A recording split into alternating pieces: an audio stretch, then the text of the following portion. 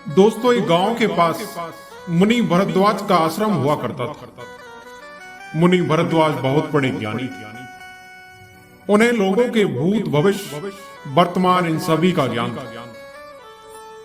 एक दिन मुनि भरद्वाज के आश्रम में एक व्यक्ति आता है। वह व्यक्ति अपने मन से बहुत उदास था। जब वह व्यक्ति मुनि भरद्वाज के पास आता है तो उसे उदास देखकर मुनि भरद्वाज जी कहते हैं कि पुत्र, तुम बहुत ही उदास जान पड़ते हो। आखिर किस कारण से तुम्हारा यह हाल हुआ? तब वह व्यक्ति कहता है कि हे महामुनि, मैं बहुत ही अभागा मनुष्य हूं। मेरी स्त्री का समय से पहले ही देहांत हो गया और मैं अपनी पत्नी के वियोग में व्याकुल होता गया। तभी मेरे घर के पड़ोसियों ने कुछ चाल चली और मेरे पास जो भी जमीन थी वह सब कुछ उन लोगों ने हथिया ली और मेरा घर भी मुझसे छीन लिया। उन निर्दयी लोगों को मुझ पर जरा भी दया नहीं आई। उन सब ने मिलकर मेरा घर भी हथिया लिया और मुझे मेरे ही घर से बेघर कर दिया। इसीलिए ही मैं उदास हूं। तब महर्षि भरद्वाज जी कहते हैं कि हे पुत्र, यह तो प्रकृति का खेल है। इस प्रकार के लोगों से बचने के लिए सबसे पहले तुम्हें मेरी बातों को समझना होगा, अन्यथा हमेशा इसी प्रकार के विचार में तुम फंसते रहोगे। मैं तुम्हें एक कहानी सुनाता हूं, तुम इस कहानी को अपने जीवन में धारण करना। तब वह व्यक्ति महर्षि भरद्वाज जी से कहता है कि ठीक है महात्मा जी, आप वह कहानी सुनाइए, मैं कहानी को पूरा सुनूंगा। महात्मा जी कहानी को सुनाना प्रारंभ करते हैं और कहते हैं कि बहुत समय पहले की बात, किसी देश में एक राजा हुआ करता था। उस राजा की 6 रानियां थीं। उस राजा का राज्य बहुत दूर दूर तक फैला हुआ था।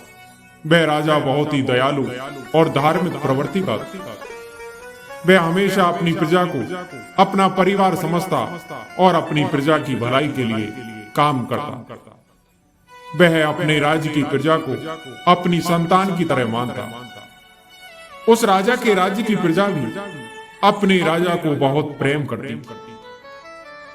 उस राज्य की सीमाएं दूर दूर तक फैली हुई थी, परंतु उस राजा की कोई संतान नहीं थी। इसी कारण से राजा को हमेशा यही चिंता लगी रहती है कि वह राजा संतान प्राप्ति के लिए एक एक करके 6 शादियां कर चुका था, परंतु अभी तक किसी भी रानी से उसे संतान का सुख नहीं मिला। वह राजा अपने घर में पूजा पाठ करने के साथ साथ अपने राज्य के सभी मंदिरों में जाकर पूजा पाठ और यज्ञ के साथ बहुत ही दान धर्म करता, परंतु फिर भी उसकी रानियां मां नहीं बन पाई। अब जैसे जैसे समय बीतता जा रहा था, उस राज्य की निराशा भी बढ़ती जा रही। कुछ दिन बाद एक समय ऐसा आया कि वह राजा बहुत ही दुखी हो गया। उस राजा के दुख को देखकर उसके राज्य की प्रजा भी दुखी रहने लगी, क्योंकि उन सभी को भी राजा के समान ही प्रजा पालक और उत्तराधिकारी पाने की कामना थी और वह कामना पूरी नहीं हो पा रही। उस राज्य के लोग सदा ईश्वर से उस राजा के लिए हमेशा ही अपने अंतर मन से कामना करते कि राजा के यहाँ कम से कम एक पुत्र पैदा हो जाए जो उनके राज्य का आने वाला राजा बन सके। इसलिए उस राज्य की प्रजा सभी देवी देवताओं की आराधना करते, देवी देवताओं से मन्नतें मांगते। राजा ने बहुत प्रयास किया, उन्होंने कुछ भी नहीं छोड़ा था, परंतु लोगों के द्वारा की गई आराधना और लोगों का दिया हुआ आशीर्वाद राजा को अभी तक नहीं फला। इधर महर्षि भरद्वाज उस व्यक्ति से कहते हैं कि हे पुत्र, एक दिन वह राजा जंगल में शिकार करने के लिए निकल जाता है। शिकार करते समय वह एक हिरण का पीछा करने लगता है और हिरण का पीछा करते करते वह जंगल में काफी दूर निकल जाता है। परंतु फिर भी हिरणों से नहीं मिलता। वह हिरण न जाने कहां अपनी लंबी लंबी छलांगे मारता हुआ उस जंगल में कहीं गायब हो गया। वह राजा काफी देर तक हिरण को जंगल में इधर उधर ढूंढते रहे, लेकिन वह हिरण उन्हें कहीं नहीं मिला। काफी देर तक इस प्रकार घूमते घूमते उस राजा को बहुत जोरों की प्यास लग गई और वह राजा भी अपने रास्ते से भटक चुके थे। फिर भी वह घोड़ा लेकर आगे बढ़ते जा रहे। चारों दिशाओं में घनघोर जंगल ही जंगल थे। अचानक उन्हें कहीं से पानी की आवाज सुनाई पड़ी। अब उस राजा ने सोचा कि लगता है शायद इधर कोई झरना है। वह राजा झरने की आवाज सुनते सुनते इस आवाज की दिशा में चलने लगे। कुछ दूर आगे जाने के बाद राजा को वह झरना दिखाई दिया। उस झरने के पास पहुंचकर राजा अपने घोड़े से नीचे उतरे और जैसे ही वे पानी पीने लगे, अचानक वहां पर उसको एक आवाज सुनाई दी कि आप कौन हैं और आपको दिखाई नहीं दे रहा है क्या कि मैं यहां नहा रही हूं? आप यहां कैसे आ गए? राजा ने चौंक कर पीछे मुड़कर देखा कि सचमुच अपनी प्यास के आगे उन्हें दिखाई नहीं दिया कि एक लड़की उसे झरने में नहा रही। उन्होंने जल्दी से अपनी आंखें दूसरी तरफ फेर ली और कहा, मुझे बहुत प्यास लगी, इसलिए मैं पानी पीने आ गया। कृपया आप मुझे क्षमा करें, मैं आपको देखा नहीं। यदि आप बुरा ना माने तो क्या मैं पानी पी सकता हूं? पानी पीने के बाद मैं यहां से चला जाऊंगा। वैसे भी मैं रास्ता भटक गया हूं। आप कौन हैं और आप इतने घने जंगल में अकेली क्या कर रही हैं? राजा के प्रश्न का उत्तर देते हुए वह लड़की कहने लगी कि मैं यहीं के पास के ही गांव में रहती हूं और मेरा तो यहां रोज का आना जाना लगा रहता है। मैं यहां रोज आती हूं और इसी झरने में नहाती हूं। यह झरना और नदी जंगल के बीचों बीच है, इसलिए यहां कभी कोई नहीं आया। मैं तो निश्चिंत होकर नहा रही थी। मुझे नहीं पता था कि आप यहां आ जाएंगे। आप मेरी तरफ पीट करके पानी पी लीजिए और थोड़ी देर उधर रुक जाइए, मैं आपको रास्ता बता दूंगा। राजा पानी पीकर दूर जाकर एक पेड़ की छांव में उस लड़की की तरफ पीट करके खड़ा हो गया।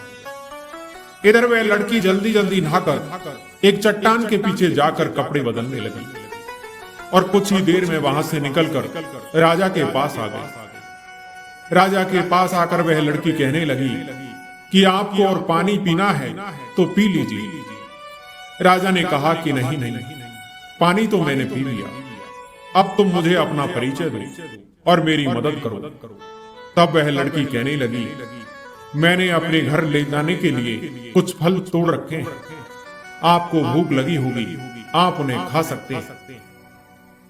यह कहकर वह लड़की राजा का जवाब सुने बिना ही टोकरी में रखे हुए फल निकालकर झरने के पानी में धोकर खाने के लिए राजा को देने लगी।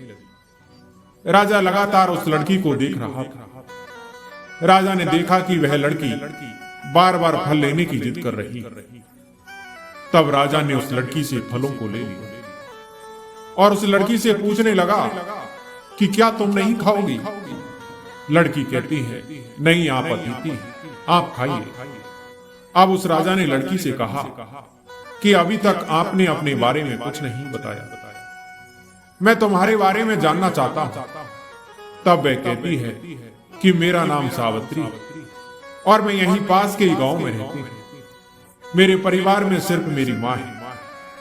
मेरी माँ और मैं, हम दोनों लोग जंगल से फल और लकड़ियां ले जाते हैं और उन्हें बेचकर अपना गुजारा कर लेते हैं, जिससे हमारा खर्चा चल जाता है। आगे महर्षि भरद्वाज जी कहते हैं कि पुत्र, अब वह लड़की उस राजा से कहती है कि मैं तो अपने बारे में आपको सब कुछ बता दिया, परंतु आपने अभी अपने बारे में कुछ नहीं बताया कि आप कौन हैं। तब राजा ने एक पल के लिए कुछ सोचा और फिर वह बोला कि जब मैं अगली बार तुमसे मिलने आऊंगा तब मैं तुमको बताऊंगा कि मैं कौन हूं। राजा ने यह भी कहा कि मैं तुमसे मिलने इसलिए आऊंगा क्योंकि तुम्हें देखकर तुमसे बातें करने की इच्छा होती है। इसके बाद सावित्री हंसते हुए बोली, मैंने आपको बताया तो था कि मैं रोज यहाँ आती हूँ। सुबह लकड़ियां ले जाकर माँ को दे देती हूँ, फिर फल लेकर जाती हूँ। मैं आपको रोज इस समय पर ही यहाँ मिलूंगी, या फिर आप चाहें तो आप मेरे गांव में भी आ सकते हैं। उस लड़की की बातें सुनकर राजा वहां से अपने राज्य को लौट आया, लेकिन राजा सावित्री पर मोहित हो गया था। इसलिए वह सोच रहा था कि तभी उसके मंत्री ने अपने राजा से पूछा कि हे राजन, आप क्या सोच रहे हैं? तभी राजा ने अपना सारा वृत्तांत उसे कह सुनाया। तब मंत्री कहता है कि राजन, आप उससे विवाह कर लो, हो सकता है उससे ही हमारे राज्य को एक उत्तराधिकारी मिल जाए। मंत्री का यह सुझाव सुनने के बाद अगले ही दिन राजा ने अपने मंत्री को साथ में लेकर सावित्री से मिलने के लिए निकल पड़ा। जब वह झरने के पास पहुंचने तक उन्होंने सावित्री को आवाज दी। अब सावित्री झरने के पास नहीं। जब उन्हें सावित्री दिखाई नहीं दी तो राजा ने मंत्री को बुलाया और कहा, आज सावित्री दिखाई नहीं दे रही। लगता है या तो आज सावित्री आई नहीं या फिर वह आकर वापस चली गई। परंतु उसने कहा था कि वह रोज यहां पर आती है, तो अब तक वह आई क्यों नहीं?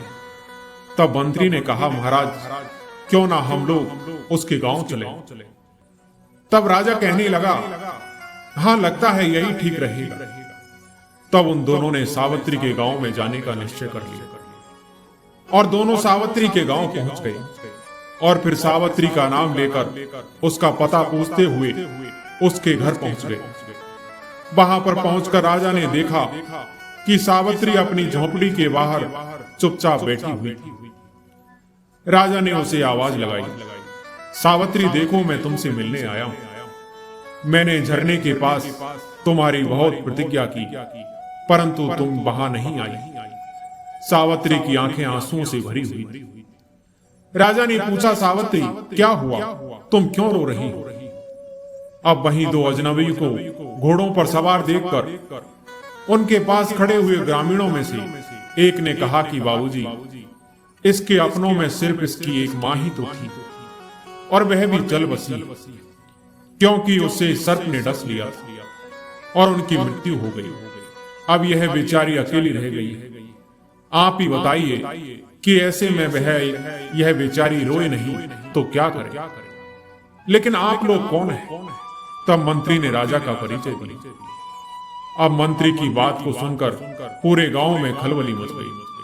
सभी ने मिलकर राजा का दिल से स्वागत किया। राजा ने गांव के मुखिया से कहा कि मैं सावित्री से विवाह करना चाहता हूं। राजा की बात सुनकर गांव के मुखिया ने कहा कि नहीं, हमें कोई दिक्कत नहीं, हमारी बेटी राजरानी बनेगी।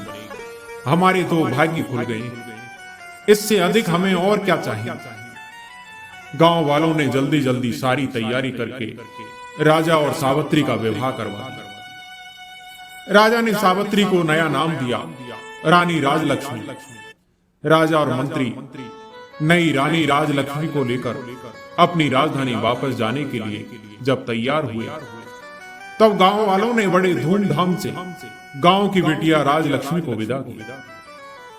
इधर राजा राजलक्ष्मी के साथ अपने ससुराल से अपने राजमहल आ गए। राजा की नई रानी को देखकर उस राजा की बाकी की 6 रानियां ईर्ष्या से जलकर राख हुई जा रही। उन सभी रानियों ने मन से दुखी होने के बाद भी अपने आप को खुश दिखाते हुए राजलक्ष्मी का स्वागत किया। अब तो राजा का अधिकांश समय राजलक्ष्मी के साथ ही व्यतीत होता था। राजलक्ष्मी भोली भाली और मासूम दिल की थी। वह अपनी सौतनों के मन में छिपी हुई अपने प्रति ईर्ष्या को पहचान नहीं पा रही। राजलक्ष्मी अपने भोले स्वभाव के कारण यह नहीं जानती थी कि उसकी सौतने उससे कितनी नफरत करती। अब राजलक्ष्मी के साथ राजा के विवाह को भी काफी समय बीत चुका था, लेकिन फिर भी उन्हें कोई संतान नहीं। एक दिन एक सन्यासी उस राजा के राज्य से गुजर रही थी। वह सन्यासी उस इलाके में बहुत ही प्रसिद्ध थी। जब मंत्री को सन्यासी महाराज के बारे में पता चला तो वह राजा के पास आया और बोला कि महाराज, एक सन्यासी हमारे राज्य में आए। वह सन्यासी बहुत ही बड़े महात्मा है, क्यों ना उन्हें राज दरबार में बुलाकर उनसे इस परेशानी का हल पूछा जाए। राजा मंत्री की बात से सहमत हो गए। अब उन्होंने सन्यासी को आदर के साथ महल में बुलाया। जब वे महात्मा महल में पहुंचे तो राजा ने उनका बहुत अतिथि सत्कार किया और उन्हें अपनी परेशानी के बारे में बताया। राजा ने अपनी सभी रानियों को भी राज दरबार में ही बुला लिया। महात्मा जी ने उस समय राजा से कुछ दिन महल में रुकने की आज्ञा मांगी, जिससे राजा ने खुशी खुशी स्वीकार कर लिया और अपने सेवकों को आदेश दे दिया कि महात्मा जी के रहने का उचित प्रबंध किया जाए। राजा ने अपनी सभी रानियों से भी कहा कि महात्मा जी का पूरा अतिथि सत्कार होना चाहिए। बड़ी 6 रानियों ने महात्मा जी के फटे पुराने कपड़े देखे तो उन्हें घृणा नहीं लगी। उन्हें अच्छा नहीं लगा कि वे सभी महात्मा के फटे कपड़ों की ओर गए। जब राजा महात्मा जी का कोई कार्य करने को कहते तब वह किसी न किसी बहाने से उन साधु महाराज की सेवा करने से इनकार कर देते। लेकिन सबसे छोटी रानी राजलक्ष्मी उन महात्मा का पूरा अतिथि सत्कार किया करती। शायद वह जंगल में पली बड़ी होने के कारण उसे इस बात का कोई घमंड नहीं था कि वह इस राज्य की रानी है। उसने अपना पूरा मन लगाकर उन महात्मा की सेवा की। कुछ दिनों बाद जब महात्मा जाने के लिए तैयार हो गए, तब जाने से पहले उन्होंने सभी को आशीर्वाद दिया। रानी राजलक्ष्मी को उन्होंने अपने पास बुलाकर कहा कि बेटी, तुमने मेरी बहुत सेवा की, मेरा बहुत ध्यान रखा है। बहुत जल्दी तुम्हें सुंदर संतान की प्राप्ति होगी और इस महल में बच्चों की आवाज सुनाई देगी। यह सुनकर राजा और राजलक्ष्मी बहुत खुश हो गए। उन्हें इस प्रकार आशीर्वाद देकर महात्मा जी चले गए और सचमुच कुछ ही दिनों के बाद छोटी रानी राजलक्ष्मी ने राजा को शुभ समाचार दिया कि वह पिता बनने वाले हैं। रानी गर्भवती हो गई। यह समाचार सुनने के बाद राजा की खुशी का अब तो कोई ठिकाना नहीं रहा। अब तो राजा रानी राजलक्ष्मी का और भी ज्यादा ध्यान रखने लगे। उन्होंने राजलक्ष्मी को किसी तरह की कोई तकलीफ ना हो, यह सोचकर राजमहल में सभी दास और दासियों को राजलक्ष्मी की इच्छा पूरी करने के निर्देश दे दिए। उन्होंने कुलगुरु को भी यह निर्देश दिया कि वह प्रतिदिन रानी को धार्मिक और प्रेरक कहानियां सुनाए। रानी के समाचार जब राज्य में फैला तब पूरे राज्य में खुशी की लहर दौड़ गई। उस राज्य में सभी लोग खुशियां मनाने लगे। सभी लोग खुश थे कि राज्य को वारिस मिलने वाला है। परंतु बड़ी 6 रानियां तो जलकर राख हो गई। यह 6 की 6 रानियां आपस में विचार करने लगी कि अब क्या होगा। अब तो वह सब यही सोच रही थी कि छोटी रानी तो पहले से ही राजा को बहुत प्यारी है और बच्चा होने के बाद तो इसका और अधिक ध्यान रखा जाएगा। यह कल की आई हुई यह औरत पटरानी हो जाएगी। उसके बाद हम सभी को तो कोई महत्व भी नहीं रह पाएगा और हम यह हमें दासी की तरह समझेंगे। इस तरह से वह आपस में सलाह करके हमेशा रानी राजलक्ष्मी को परेशान करने का प्रयास किया करते, परंतु उनका कोई भी प्रयास सफल नहीं हो पाता। कभी कुलगुरु के लोग रास्ते में आ जाते तो कभी राजा की प्रजा और कभी दासियां तो कभी स्वयं राजा ही उनके रास्ते की रुकावट बन जाती। इसी तरह समय व्यतीत होता रहा और रानी की गर्भावस्था का समय भी लगभग पूरा होने वाला था। तभी अचानक राज्य की सीमा पर विद्रोहियों ने विद्रोह कर दिया। उनके विद्रोह को दबाने के लिए सेनापति को राजा ने भेज दिया, परंतु वह अपने काम में फिर भी यह सफल रहे। तब राजा को ही जाना पड़ा। राजा ने अपनी बड़ी रानी को छोटी रानी राजलक्ष्मी की उचित देखभाल करने का आदेश दिया और वह विद्रोह को दबाने के लिए महल से निकल पड़े। राजा के जाते ही बड़ी रानियों को सुनहरा अवसर मिल गया और तभी रानियां राजलक्ष्मी से मधुर मधुर बातें करते हुए बच्चे के लिए आवश्यक सावधानियां बतलाकर चली जाती। रानी राजलक्ष्मी समझ नहीं पा रही थी कि आखिर कुलगुरु और बड़ी रानियां की बातें इतनी अलग अलग क्यों हैं? आखिर सही कौन है? दोनों की बातें एक दूसरे से बिल्कुल विपरीत हैं। तब वह अपने मन में सोचती है कि कुलगुरु तो पुरुष है और रानियां तो महिलाएं हैं। महिलाओं की बातें पुरुष कहां समझ पाएंगे। इसलिए वे आंखें बंद करके बड़ी रानियां की हर बात मानती चली गई। एक दिन रानी को प्रसव पीड़ा शुरू हो गई। तब रानी राजलक्ष्मी ने बड़ी रानी से कहा कि दीदी, मुझे बहुत तकलीफ हो रही है, मुझे कुछ उपाय बताइए, प्रसव कैसे होगा? समय पूरा हो गया था। तब बड़ी रानी के मन में बहुत ज्यादा ईर्ष्या हो रही थी। वह सोच रही थी कि अभी से इसका इतना ध्यान रखा जाता है, बच्चे पैदा होने के बाद न जाने कितना ज्यादा इसका ध्यान रखा जाएगा। यह सोचकर वह छटपटा रही थी। लेकिन छोटी रानी को इस प्रकार मदद मांगते देखकर उसके मन में तरह तरह के षड्यंत्र पैदा होने लगे। उसने बहुत मीठे शब्दों में छोटी रानी से कहा कि बहन, तुम चिंता मत करो, मैं कुछ करती हूं, मैं दाई को बुलाती हूं। तब तक तुम ऐसा करो कि देखो वह सामने कोठी है, तुम उसमें अपना सिर डालकर खड़ी हो जाओ। इससे तुम्हें आराम मिलेगा और प्रसव आराम से हो जाएगा। तब तक दाई भी आ जाएगी। राजलक्ष्मी को ऐसा कहकर बड़ी रानी वहां से चली गई। तब बड़ी रानी ने दाई को बुलाया। दाई आई तो उसे उन 6 रानियों ने मिलकर उसे धन का लालच देकर अपने साथ शामिल कर लिया। इधर राजलक्ष्मी इंतजार करने लगी कि अब वह क्या करे। वह दर्द के कारण चिल्लाती रही, लेकिन उसे देखने वाला वहां पर कोई नहीं। दूसरी तरफ बड़ी रानी और दूसरी रानियों ने अपनी विश्वास पात्र दाई से कहा कि तुम छोटी रानी के कमरे के बाहर जाकर खड़ी रहो और देखते रहो कि वहां कोई दूसरा जाने नहीं पाए। दाई कमरे के बाहर खड़ी हो गई।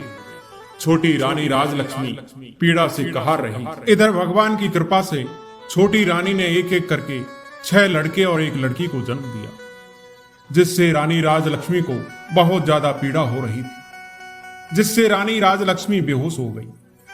यह देखकर दाई जल्दी से अपनी बड़ी रानियों को बुलाया और सभी बच्चों को उन्हें दिखाया। वह सभी यह देखकर हैरान थी कि छोटी रानी ने एक साथ 7 बच्चों को जन्म दिया है और सभी बच्चे बिल्कुल स्वस्थ और तंदुरुस्त है। उन्होंने दाई से कहा कि तुम जल्दी से जाओ और कुछ ईंट पत्थर के टुकड़ों को लेकर आओ। अब दाई जल्दी से ईंट पत्थर के टुकड़ों को लेकर आ गई।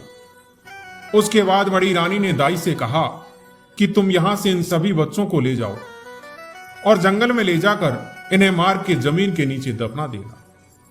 हमने जो तुम्हें सोना देने का वादा किया है वह बहुत जल्द ही तुम्हें मिल जाएगा। दाई बहुत खुश हो गई और वह सभी बच्चों को लेकर वहां से चली गई। उसके जाने के बाद सभी रानियों ने मिलकर वहां से बच्चों के होने के सारे निशान साफ कर दिए। बच्चों के स्थान पर उन्होंने ईंट पत्थर के टुकड़े वहां रख दिए और उसके बाद सभी रानियां अपने कमरे में आ गई। थोड़ी देर बाद वही दाई वापस उनके पास पहुंच गई। तब बड़ी रानी ने उससे पूछा, क्या हुआ? क्या इन्होंने उन्हें मारकर जमीन में दबा दिया है कि नहीं? तब दाई ने कहा कि मैंने उन्हें मारकर दफना दिया है। दाई की इस बात को सुनने के बाद सभी रानियां बहुत खुश हुई और उन्होंने दाई को इनाम के रूप में बहुत सारे सोने चांदी के सिक्के देकर दाई को विदा किया। इस प्रकार अपना सारा काम पूरा करने के बाद सभी रानियां छोटी रानी राजलक्ष्मी के पास आई और उसके ऊपर पानी के छींटे मारकर छोटी रानी को होश में लाई। रानी राजलक्ष्मी के होश में आने के बाद रानी राजलक्ष्मी बहुत कमजोर महसूस कर रही थी। उसने बड़ी रानी से पूछा कि मेरे बच्चे कहां हैं? तब उन रानियों ने पत्थरों की ओर इशारा करते हुए कहा कि यह देखो, तुमने इन पत्थरों को जन्म दिया है। छोटी रानी राजलक्ष्मी ने कहा कि ऐसा कैसा हो सकता है कि मैंने ईंट और पत्थरों को जन्म दिया है। छोटी रानी के पास ईंट और पत्थरों के टुकड़े पड़े हुए थे। उसने रोते हुए कहा, ऐसे कैसे हो सकता है? बड़ी रानियों ने कहा, तो क्या हमने उसे कहीं छिपा दिया है? यही तो है जिसे तुमने जन्म दिया है। तब उन रानियों ने पत्थरों के टुकड़ों को एक थैली में भर दिया। अब उन्हें राजा के आने की प्रतिज्ञा थी। छोटी रानी बहुत ही आश्चर्यचकित थी और परेशान भी थी। वह समझ नहीं पा रही थी कि ऐसा कैसे हो सकता है कि मैं पत्थरों को जन्म दिया है। कुछ समय बाद राजा भी युद्ध जीतकर अपने नगर को वापस आ गए। उनके स्वागत में भव्य तैयारियां की गई, परंतु लोगों के चेहरे पर वह उमंग, वह खुशी नहीं दिखाई दे रही जिसकी उन्होंने कल्पना की थी। उनको बड़ा आश्चर्य हुआ। राजा अब राजभवन में आए तो पटरानी सहित सभी रानियों ने उनका स्वागत किया। छोटी रानी राजलक्ष्मी का चेहरा उदास था, परंतु दूसरी रानियां बहुत खुश दिखाई दे रही थी। राजमहल में ऐसा माहौल देखकर राजा को बहुत आश्चर्य हुआ। छोटी रानी को देखकर उन्होंने पूछा कि रानी राजलक्ष्मी, क्या बात है? आप दुखी नजर आ रही है। इस पर छोटी रानी राजलक्ष्मी के कुछ भी कहने से पहले ही बड़ी रानी ने जवाब दिया कि महाराज, वह दुखी कैसे नहीं रहे। इसका भेद जो खुल गया है। रानी की बात को सुनकर राजा को कुछ समझ नहीं आया, तो उसने बड़ी रानी से पूछा कि आपके कहने का मतलब क्या है। तब बड़ी रानी ने झूठे दुख का दिखावा करते हुए कहा कि महाराज, आप तो चले गई थी, लेकिन हमें तो बहुत बड़े धोखे में रखा गया। रानी राजलक्ष्मी ने ईंट पत्थरों को जन्म दिया है और ईंट पत्थर इन्हीं के कमरे में रखे हुए। आप जाकर स्वयं देख लीजिए। पटरानी राजा को रानी राजलक्ष्मी के कक्ष में लेकर गई और उन्हें ईंट और पत्थरों के टुकड़ों को दिखाया। राजा ईंट और पत्थरों के टुकड़ों को देखकर आश्चर्यचकित थे। उन्होंने कहा, यह कैसे हो सकता है? मानव गर्भ से यह ईंट और पत्थर कैसे पैदा हो सकते हैं? बड़ी रानी कहने लगी, महाराज, वही तो हम भी कह रहे हैं कि इसने हमारे साथ गर्भवती होने का नाटक किया था। हम भी तो उम्मीद लगाए बैठे थे कि हमें राज्य का वारिस मिलेगा। इसके साथ ही हमें भी तो माता होने का सौभाग्य प्राप्त होगा, परंतु ऐसा कुछ भी नहीं हुआ। बड़ी रानी के इस प्रकार कहने पर राजा को उसकी बातें ठीक लगी। राजा को भी लगा कि रानी ने सभी को धोखा दिया है।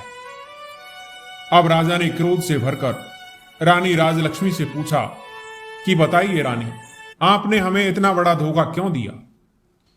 यदि आप ऐसा ना करती तो हम इसे विधि का विधान मानकर संतोष कर लेते कि हमारे भाग्य में संतान सुख है ही नहीं। लेकिन आपने तो हमें जीवन की सबसे बड़ी आशा दिखाकर हमारी आशा पर पानी फेर दिया।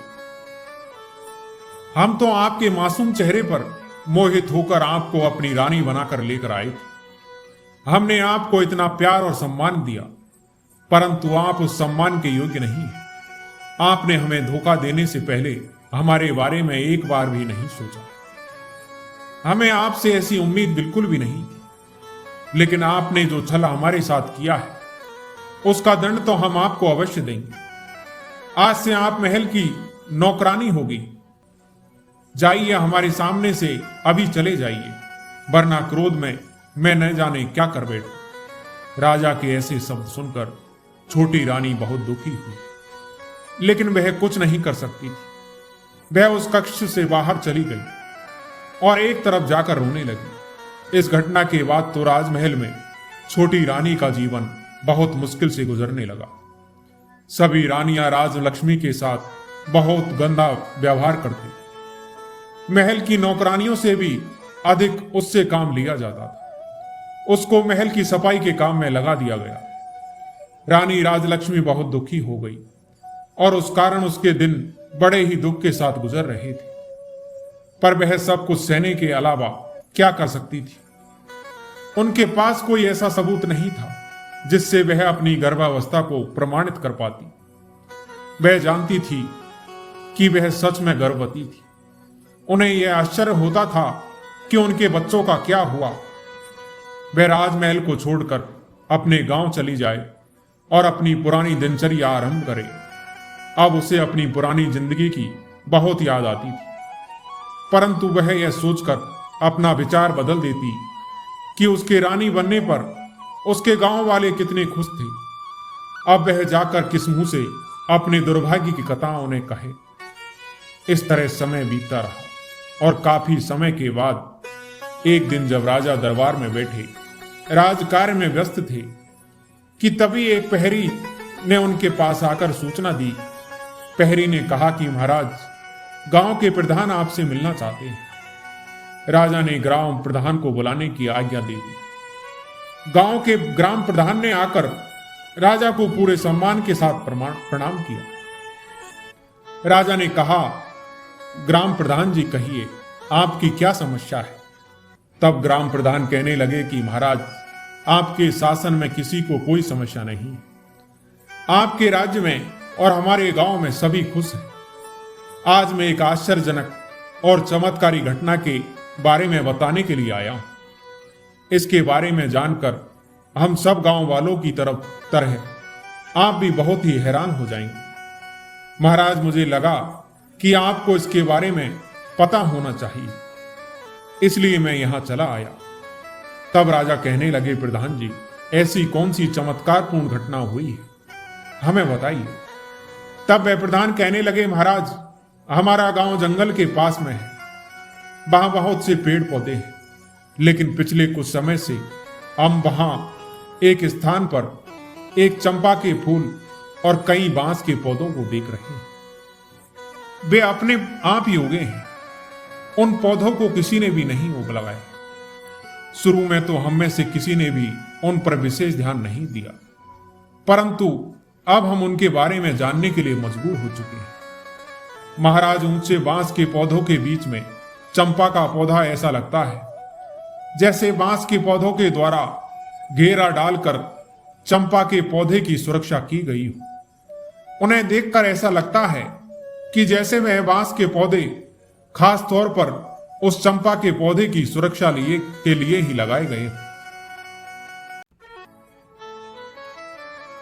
परंतु महाराज, यह भी एक सत्य बात है कि उन पौधों को हमारे गांव के किसी भी व्यक्ति ने नहीं लगाया। यह सभी पौधे एक साथ अपने आप ही उगे। महाराज, इससे भी बड़ी आश्चर्य की बात यह है कि यह चंपा का पौधा फूलों से लदा हुआ है, परंतु किसी के भी तोड़ने से इसका फूल टूटता ही नहीं। चंपा के पौधे से जो फूल नीचे गिरते हैं, हम उन्हें उठा लेते हैं। महाराज, यदि कोई व्यक्ति फूल तोड़ने के लिए अपने हाथ आगे बढ़ाता है, तो चंपा के सारे फूल आकाश की तरफ को काफी ऊंचे हो जाते हैं। महाराज, इतना ही नहीं, उनमें से मानव के बोलने की भी आवाज आती है। चंपा और बांस के सभी पौधे आपस में मानव की आवाज में बातें करते हैं। अब मुनि भरद्वाज जी उस व्यक्ति से कहते हैं कि पुत्र, गांव प्रधान की यह सभी बातें सुनकर राजा आश्चर्यचकित हो गए। राजा के साथ साथ सभी दरबारी भी हैरान थे। राजा ने कहा कि ऐसा कैसे हो सकता है। ठीक है ग्राम प्रधान जी, आप हमें यह बताइए कि वह पौधे बातें करते हुए क्या कहते हैं। तब वह कहता है, महाराज, जब कोई भी व्यक्ति फूलों को तोड़ने के लिए चंपा के पौधे की ओर अपना हाथ बढ़ाता है, तो चंपा के पौधे से आवाज आती है कि भैया, इस गांव के ग्रामीण फूल तोड़ने के लिए आए, इन्हें फूल देना है या नहीं। इसके बाद उन बांस के पौधों में से आवाज आती है, ना बहन। इसके बाद चंपा की डालियां इतनी ऊंची हो जाती है कि कोई भी इंसान उन तक नहीं पहुंच पाता।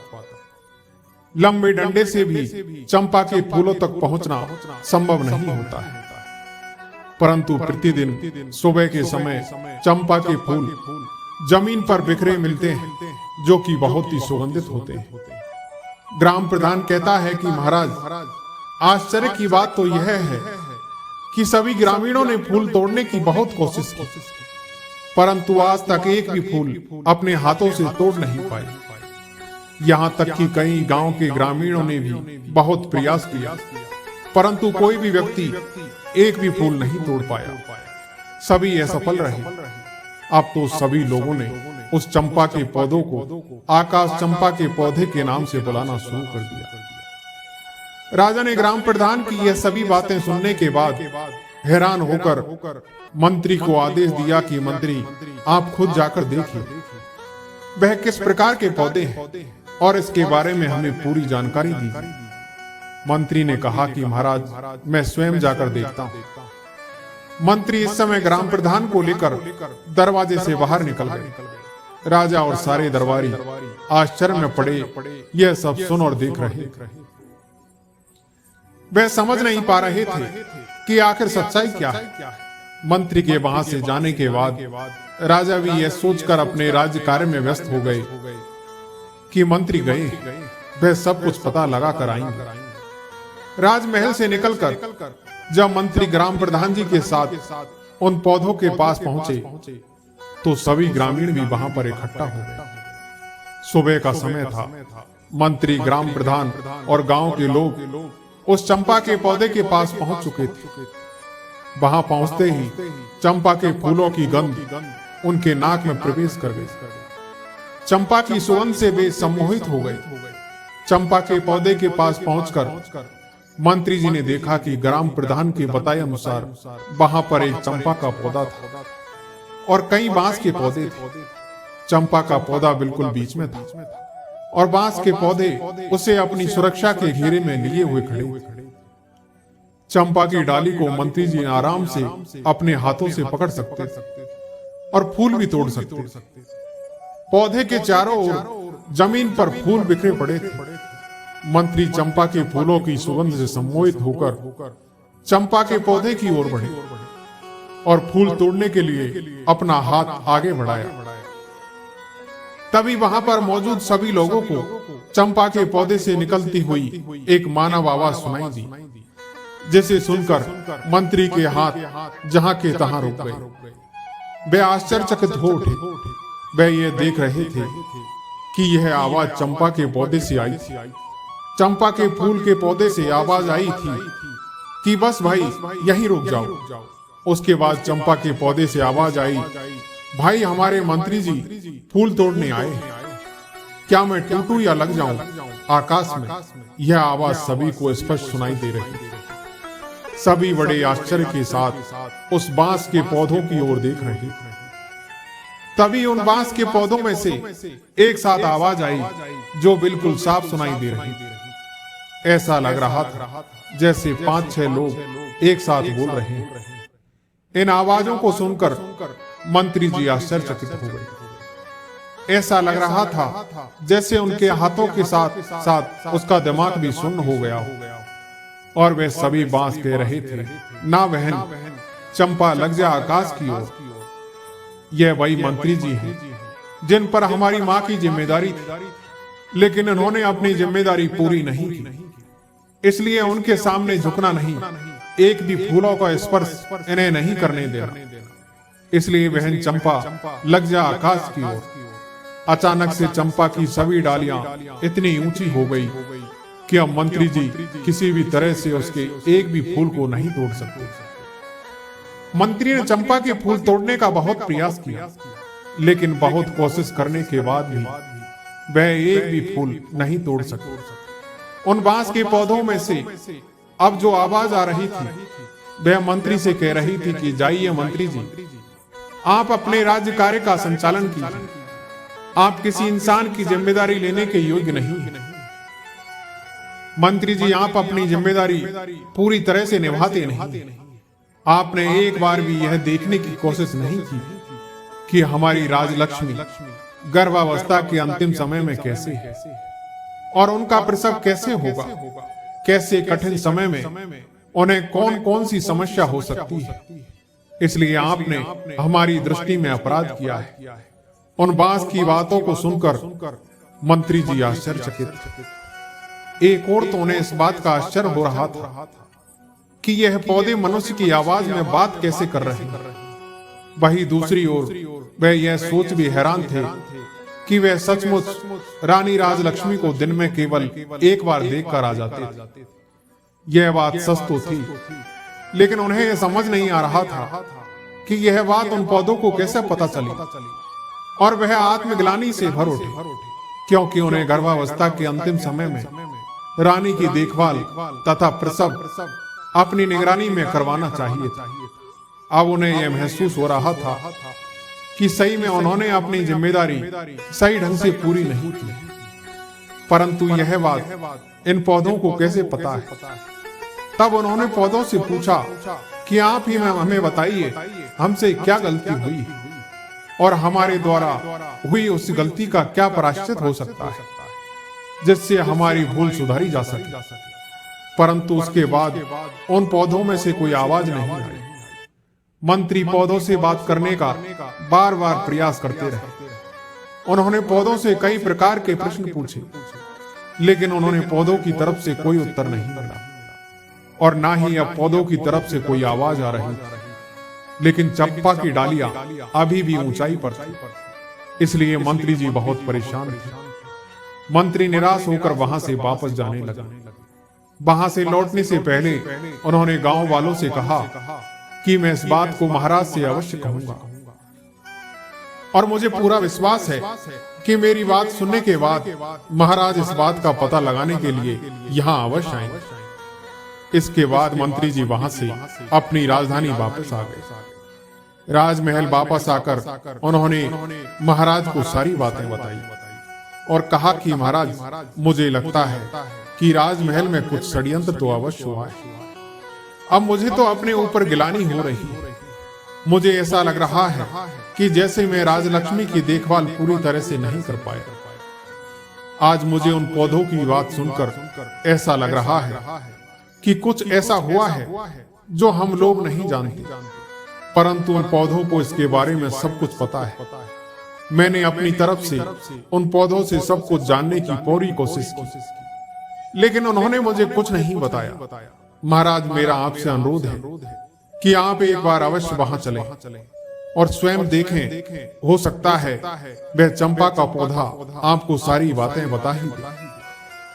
मुनि भरद्वाज जी आगे कहते हैं कि पुत्र, मंत्री की बात सुनकर राजा ने कहा, ठीक है, हम स्वयं चलेंगे और अपने साथ अपनी रानियां को भी लेकर चलेंगे। हम सारे लोग वहां चलकर देखेंगे। परंतु वह राजा राजलक्ष्मी को नहीं ले जाना चाहता था। अब उन मंत्री जी को कुछ समझ नहीं आ रहा था कि अब वह क्या करे। उन्होंने फिर से कोशिश करते हुए महाराज से कहा कि महाराज, यदि आप राजलक्ष्मी की सूरत नहीं देखना चाहते तो ना देखें, लेकिन उन्हें अपने साथ अवश्य लेकर चलें, क्योंकि महाराज मुझे लगता है कि राजमहल में कुछ षड्यंत्र तो अवश्य हुआ है और उसका पता हमें नहीं चल पाया है। महाराज, मुझे दुख है कि अनजाने में भी इस षड्यंत्र में मैं शामिल हूं। इसलिए तो चंपा और बांस ने मुझे जिम्मेदारी नहीं निभाने वाला इंसान कहा है। महाराज, इसी बात को मानकर मुझ पर उपकार कीजिए। हो सकता है इससे मुझे अपनी भूल सुधारने का अवसर ही मिल जाए और मेरे किसी अनजाने पाप का प्रायश्चित हो जाए। मंत्री की भावनाओं को समझते हुए महाराज ने कहा कि ठीक है, अगर आप राजलक्ष्मी को साथ ले जाना चाहते हैं तो ले जा सकते हैं, लेकिन इतना ध्यान रहे कि वह मेरी नजरों के सामने न आ पाए। इस प्रकार राजा और मंत्री के बीच चंपा के पास जाने का दिन और समय तय हो गया। अब राजा और मंत्री के वहां जाने की तैयारी होने लगी। निश्चित दिन पर और समय पर राजा अपनी रानियों के साथ चंपा के फूलों का रहस्य जानने के लिए निकल पड़े। आगे रथ में स्वयं राजा, उनकी पटरानी तथा पीछे 5 रानियों की पालकी। उनके कई प्रमुख सभा सदस्य भी उनके साथ जा रहे थे। राजा के आदेश के अनुसार छोटी रानी राजलक्ष्मी को सभी के साथ जाना था, परंतु मंत्री ने उनके जाने की व्यवस्था अपने परिवार के साथ की और पूरे सम्मान सहित एक पालकी में अपने परिवार के साथ उनकी यात्रा सुनिश्चित की। मंत्री को जब अब भी अपने आप पर ग्लानि हो रही, उन्होंने गर्भ की अवस्था में रानी की पूरी तरह से देखभाल नहीं की थी और उन्होंने रानी के प्रसव की सही व्यवस्था नहीं की थी। उन्हें पूर्ण विश्वास हो गया था कि रानी ने राजा को धोखा नहीं दिया, उनके साथ छल हुआ है। राजा की सवारी अब गांव की तरफ बढ़ी। राजा का काफिला चंपा के पौधे के पास जा पहुंचा और सभी लोग उनके चारों ओर घेरा डालकर बैठ गए। राजा भी चंपा के फूल जमीन पर बिखरे हुए थे। उनमें से निकल रही मनमोहक सुगंधित हवा पूरे वातावरण को सुगंधित कर रही थी।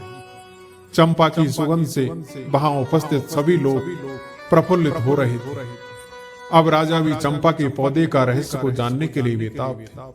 सभी 6 रानियां राजा के पास खड़ी थी, परंतु सिर्फ छोटी रानी राजलक्ष्मी उनके पास ना खड़ी होकर मंत्री की पत्नी के साथ खड़ी थी। तभी एक रानी ने महाराज से कहा, महाराज यदि आपकी आज्ञा हो तो मैं कुछ फूल तोड़ लूं। राजा ने कहा, हाँ आप अवश्य फूल तोड़िए। तभी दूसरी रानी ने कहा कि महाराज मेरी भी फूल तोड़ने की बहुत इच्छा हो रही है। इनकी सुगंध इतनी अच्छी है कि मैं अपने आप को रोकने में असमर्थ। आप आदेश दें तो मैं भी फूल तोड़ लाऊं। तभी महाराज ने सभी को आज्ञा दे दी। जब दोनों रानियां फूलों के पास गई और उन्होंने चंपा के फूलों को तोड़ने के लिए अपना हाथ आगे बढ़ाया, तभी चंपा के फूलों से आवाज आई, रानी आप रुक जाइए, आप हमारी आज्ञा के बिना इस तरह हमारे फूल नहीं तोड़ सकते। आवाज को सुनते ही रानी के हाथ जहां थे वहीं रुक गए। आसपास बैठे सभी लोग भी इस आवाज को सुनकर डर गए। तभी चंपा के पौधे से आवाज आई। चंपा के पौधे ने बांस के पौधे से पूछा कि भैया हमारी सौतेली माँ हमारे फूल तोड़ने आई, मैं टूटूं या आकाश को हो जाऊं। तभी बांस के पौधे से आवाज आई कि बहन चंपा लग जा आकाश की ओर, यह तो तुम्हें छूने के योग्य भी नहीं। क्या तुम्हें याद नहीं कि इन्होंने हमारी माँ के साथ कैसा अत्याचार किया? इसलिए बहन इनके बारे में मत सोच और लग जाओ आकाश के साथ। तुरंत ही चंपा की डालियां ऊपर उठने लगी और आकाश को छूने लगी। निराश होकर महारानी वापस आकर अपने स्थान पर खड़ी हो गई। इसी प्रकार तीसरी और फिर दूसरी रानी भी हार मानकर अपने स्थान पर बैठ गई। इसके बाद आई सबसे बड़ी रानी। उन्होंने अपने हाथ पौधे की ओर बढ़ाने से पहले ही कहा कि सभी सुनो, मैं इस राज्य की महारानी और महाराज की पटरानी। इस राज्य में जो कुछ भी है उन सब का उपयोग सबसे पहले या तो मैं करती हूँ या वह मेरी अनुमति से किसी और को प्राप्त हो सकता है। इसलिए चंपा अपनी डाली को नीचे झुका और मुझे फूल तोड़ने के लिए दे। इस बार चंपा की डालियां से आवाज आई, भैया हमारी सौतेली माँ हमसे फूल तोड़ने के देने के लिए चेतावनी के साथ धमक रही, हमें अपना आदेश मानने के लिए कह रही है। तुम क्या कहते हो, हमें इनका आदेश मानना चाहिए या नहीं? तब बांस बोला, ना बहन, तुम्हें आदेश देने का इनके पास कोई अधिकार नहीं। हम राजा की और उनके राज्य की हम प्रजा नहीं और हम कोई वस्तु भी नहीं जो इनके उपयोग में आना आवश्यक हो। और इन्हीं के आदेश से तो सारा काम हुआ है। इन्होंने ही तो हमारी माँ को सबसे ज्यादा दुख दिया है। रानी राज्य की जनता की माँ होती है, इसलिए पूरी प्रजा भी उनकी संतान बनकर उनके आदर्शों का पालन करती है। परंतु इन्होंने तो माता होने का अपना कर्तव्य भी नहीं निभाया और इन रानियों के हाथों में तुम अपने सुगंधित फूलों को कैसे दे सकती हो? इसलिए बहन तुम झुकना मत, तुम आकाश में ही रहो, तुम्हें इनका स्पर्श भी नहीं होने देना चाहिए। सभी के सामने यह सभी बातें सुनकर बड़ी रानी का सिर लज्जा से झुक गया। राज्य के सभी सभासदों, राज्य की जनता और ग्रामीणों के समक्ष उनका इतना अपमान हुआ जो उन्हें बिल्कुल भी अच्छा नहीं लगा। परंतु वे इस पौधे को कोई दंड भी तो नहीं दे सकती। बड़ी रानी की इच्छा तो यह हो रही कि बांस और चंपा के पौधे के टुकड़े टुकड़े करवा दे, लेकिन वह मजबूर थी, इसलिए चुपचाप जाकर अपने स्थान पर खड़ी हो गई। अब चंपा के फूल वापस पहले की तरह पहले वाली अवस्था में ही सामान्य ऊंचाई पर वापस आ गए।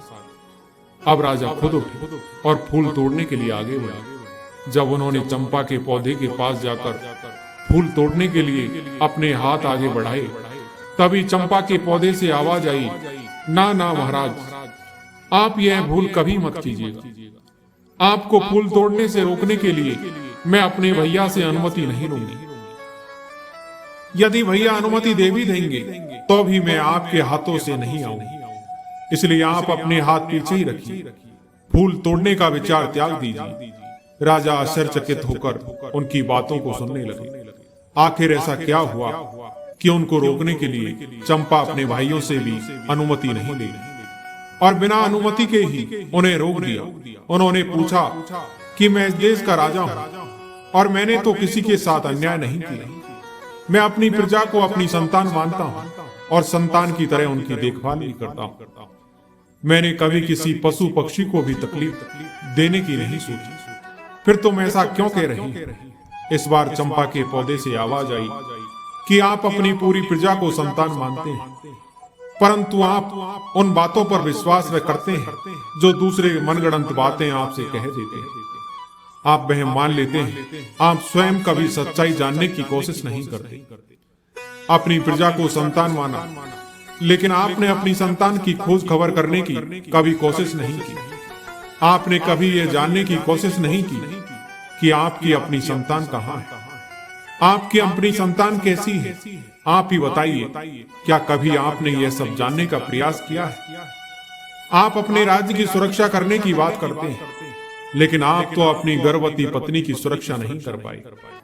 आपने एक स्त्री का विश्वास नहीं किया और उन्हें धोखेबाज कहकर नौकरानी बना दिया। इस प्रकार हमारी मृत्यु के षड्यंत्र में आप भी शामिल हो गए। महाराज, जब आप अपनी पत्नी को सुरक्षा नहीं दे पाए तो आप किसी और को क्या सुरक्षा दे पाएंगे? तब राजा ने कहा कि मैंने कौन सी गलती की है, मुझे बताइए। तब चंपा के पौधे ने कहा, यह जानने का अधिकार आपको नहीं है, इसलिए आप वापस जाएं और अपने राज्य का संचालन करें। आपकी प्रजा आपकी संतान अवश्य है, लेकिन उस प्रजा की संतान की देखभाल करने के कारण आप अपनी संतान, अपने होने वाले बच्चों की रक्षा नहीं कर पाए। इसलिए आप यहाँ से जाइए। अब राजा के पास कहने के लिए कोई शब्द नहीं, इसलिए वह अपने स्थान पर जाकर चुपचाप खड़े हो गए। अब मंत्री ने राजा से कहा कि महाराज, अब आप यदि आदेश दें तो हम छोटी रानी राजलक्ष्मी को एक बार फूल तोड़ने के लिए पौधे के पास भेज दें। राजा कुछ उत्तर देते उससे पहले ही सबसे बड़ी रानी बोल उठी, मंत्री, जो फूल महाराज के हाथों से भी कभी नहीं टूटे तो वह इस धोखेबाज के हाथों से कैसे टूटेंगे? मंत्री ने महाराज की ओर देखा। चंपा के पौधे से अब तक की हुई इतनी बातों से राजा के मन में भी अब संदेह पैदा होने लगा था। उनके मन में यह विचार आने लगा था कि रानी राजलक्ष्मी के साथ सच में कोई षड्यंत्र तो नहीं हुआ। उन्होंने अपनी शंका दूर करने का निर्णय लिया और फिर उन्होंने राजलक्ष्मी को फूलों को तोड़ने के लिए मंत्री को अनुमति दे दी। राजा ने मंत्री को अनुमति देते हुए कहा, ठीक है मंत्री, आप रानी राजलक्ष्मी को चंपा के पौधों के पास ले जाइए। अब मंत्री रानी राजलक्ष्मी को फूल तोड़ने के लिए कहते हैं। अब राजलक्ष्मी देखती है कि चंपा के पौधे की डालियां आकाश में काफी ऊंचाई पर है। यह देखकर वह कहती है कि मंत्री, मेरे हाथ वहां इतनी ऊंचाई पर कैसे पहुंचेंगे? मंत्री ने कहा कि रानी, आप एक बार वहां पर जाकर तो देखिए। आपसे पहले इतने लोगों ने कोशिश की, कितने लोग तो अभी तक फूल को तोड़ नहीं पाए, और अभी अभी आपने देखा कि महाराज भी फूल नहीं तोड़ पाए। इसलिए आप घबराइए मत। यदि आपसे भी नहीं टूटेगा तो क्या हुआ, छोड़ दीजिएगा, लेकिन आप चलिए तो सही। जब मंत्री ने समझाया तो रानी हिम्मत करके चलती हुई चंपा के पौधे के पास आई और उसने अपने हाथ बढ़ाकर चंपा के पौधे के तने को छुआ और उसे प्यार से सहलाया। रानी को ऐसा लगा कि जैसे उसे कोई सुख मिल रहा है। वह पौधे को सहलाती रही। तभी पौधे से आवाज आई कि भैया। आवाज थोड़ा रुंधी हुई थी। तब बांस ने कहा, बहन चंपा, तुम क्यों रो रही हो? चंपा ने कहा कि हमारी माँ फूल लेने आई। उन्होंने मुझे बहुत ही प्यार से स्पर्श किया है। उनके प्रथम कोमल स्पर्श से मैं आनंदित हो गई हूँ। इसलिए मेरा हृदय भावुक हो गया है और आज मैं द्रवित हो गई हूँ। आप मुझे आदेश दें कि अब मैं क्या करूं। मेरी तो इच्छा हो रही है मैं अपनी माँ के चरणों में अपने सारे फूल समर्पित कर दूं। इस पर सभी बांस के पौधों से एक साथ आवाज आई, हाँ बहन चंपा, बिल्कुल सही है तुम्हारा दिल जो कह रहा है वही करो। माँ के चरणों में तो स्वर्ग है, माँ के चरणों का स्पर्श कर लो। इस आवाज के साथ ही सभी ने बड़ी हैरानी से देखा कि सारी डालियां झुककर रानी के चरणों को छूकर रानी राजलक्ष्मी के चारों ओर फैल गई। उसके ऊपर चंपा के फूलों की वर्षा हो रही। रानी राजलक्ष्मी के सिर से पांव तक चंपा के पुष्प भरे हुए और रानी आंसू बहाते हुए चंपा की डालियों को अपने हाथों से पड़े सहलाती जा रही। रानी राजलक्ष्मी की आंखों से आंसू बहने लगे। यह देखकर सभी सभासद और ग्रामीण भावुक हो गए। सबकी आंखों से आंसू बहने लगे। राजा ने उन पौधों से पूछा कि तुम यह बताओ कि तुम कौन हो और तुम देखो किसी अन्य लोक के प्राणी को। तुमने किसी और को भी अपने फूलों को छूने भी नहीं दिया, परंतु अब छोटी रानी की बाहों में तुम अपने पुष्प वर्षा कर रही हो। इसका क्या मतलब है और इसके पीछे क्या कारण है, मुझे बताओ। मैं इसके बारे में वास्तव से जानना चाहता हूँ। इस बार चंपा ने कहा, राजन, मैं और यह बांस आपकी और छोटी रानी की संतान है। हम 7 भाई बहनों का जन्म एक साथ हुआ था। मुझसे बड़े 6 भाई और मैं सबसे छोटी बहन। हमारे जन्म के समय हमारी माँ प्रसव के समय बहुत अधिक पीड़ा में थी। हमारी माँ ने आपकी पटरानी और इस राज्य की महारानी से अपनी सहायता के लिए निवेदन किया, तो पटरानी ने हमारी माँ को एक कोठी में मुंह डालकर खड़ी हो जाने के लिए कहा। वह कोठी बहुत ऊंची थी। मेरी माँ की परेशानी को देखने के बाद भी उनकी सहायता करने के लिए नहीं आई और हम 7 भाई बहनों का जन्म हुआ। तब महारानी ने तो सोचा था कि हमारी माँ अपने सिर को कोठी में रखेगी और ऊंचाई से हमारा जन्म होगा और ऊंचाई से गिरने के कारण हमारी मृत्यु हो जाएगी, परंतु ऐसा नहीं हो सका और हम सब जीवित रहे। परंतु माँ उस अवस्था में दर्द से बेहोश होकर भूमि पर गिर पड़ी। तब महारानी ने एक दाई को बुलाया। महारानी ने उस दाई को पैसों का लालच देकर हमें मारकर जंगल में जमीन में दबाने के लिए कह दिया। इसके बाद कुछ ईंट पत्थर के टुकड़ों को हमारी माँ के पास रख दी, जिससे हमारी माँ को पता ही नहीं चला कि हम लोगों ने जन्म लिया था। वे कभी भी समझ नहीं पाई थी कि उनके बच्चे आकर गए तो कहां गए। आपने भी दूसरों की बातों पर विश्वास करते हुए उन्हें धोखेबाज कहा। इसके बाद राजा ने उससे पूछा कि जब तुम लोगों को मारकर जमीन में दबा दिया गया तो फिर तुम लोग पौधे कैसे बन गए। तब वह कहती है कि अचानक जोरों की आंधी आ गई। वह दाई तो हमें मारकर राजमहल के बगीचे में ही दबाना चाहती थी, परंतु राजमहल के बगीचे में से उसे ऐसा करते हुए कोई देख ना ले, इसी डर से वह हमें लेकर इस वन में चली आई। यहाँ आने पर जब वह मिट्टी खोद रही थी, तभी आकाश मार्ग से परियों की रानी अपनी सखियों के साथ वन भ्रमण के लिए आई थी। जब उनकी दृष्टि हम पर पड़ी तो उन्होंने हमें उठा लिया और दाई ने महल में जाकर उसने महारानी से झूठ बोल दिया कि उसने हमें मारकर जमीन के अंदर दबा दिया है, क्योंकि उसे डर था कि सच्चाई जानकर महारानी उसे मरवा देगी। दाई के वहां से जाने के बाद परियों की रानी ने मेरे 6 भाइयों को बांस में बदल दिया और मुझे चंपा के फूल का पौधा बना दिया और मेरे भाइयों को बांस बना दिया। उनकी कृपा से हमें सभी बातें याद हैं और हम सभी को पहचान कर उनके अनुसार अपना व्यवहार कर पा रहे हैं और मानव की आवाज में बोल पा रहे हैं। तब राजा ने कहा, तो क्या तुम लोग अपनी असली रूप में नहीं आ सकते।